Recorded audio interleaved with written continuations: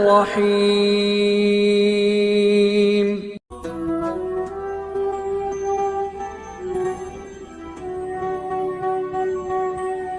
مدینہ منورہ میں جب منصور عباسی نے امام علیہ السلام کو اپنے دربار میں بلا کر ان کی توہین کی تو اہل مدینہ منصور کے اس عمل سے ناخوش ہو گئے اور قریب تھا کہ منصور کے خلاف بغاوت کر بیٹھیں. اس لیے منصور عباسی جلد از جلد مدینہ منورہ سے روانہ ہو کر اپنے دارالخلافہ جا پہنچا. منصور ایک دو دن تو مطمئن رہا، لیکن جب اس کے مشیروں کو موقع ملا تو حضرت امام جعفر صادق علیہ السلام کا ذکر چھیڑ دیا.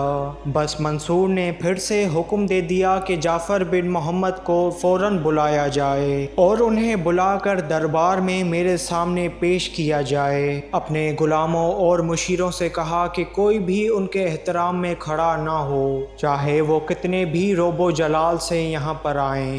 بس دعوت نامہ مدینہ منورہ چلا گیا اور امام علیہ السلام مدینہ منورہ سے منصور کے دارالخلافہ جا پہنچے. حضرت امام جعفر صادق علیہ السلام کی یہ منصور کے دربار میں 7ویں بار طلبی تھی. امام علیہ السلام جب دربار میں تشریف لائے تو منصور کو ایک مکھی ستا رہی تھی.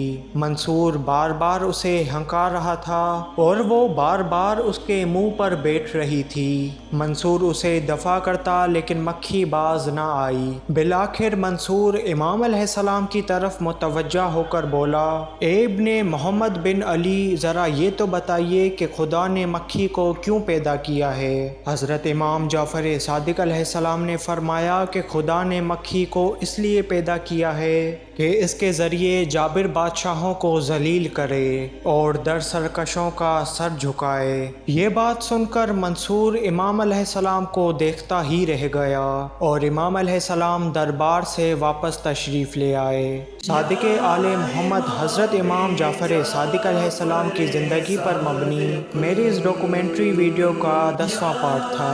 اسی طرح کی ویڈیوز دیکھنے کے لیے ہمارے چینل اہل بیت راہ نجات کو لازمی سبسکرائب کریں. اللهم صل على محمد